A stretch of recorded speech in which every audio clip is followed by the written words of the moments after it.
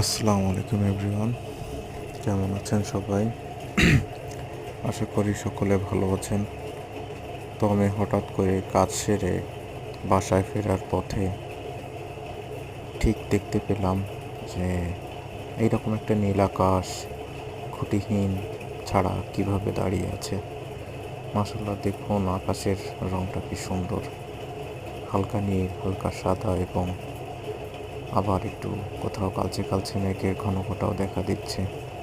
নিচে সবুজ গাছপালাগুলো হালকা হালকা মৃদু বাতাসে বয়ে চলেছে। নিচে যেটা দেখতে পাচ্ছেন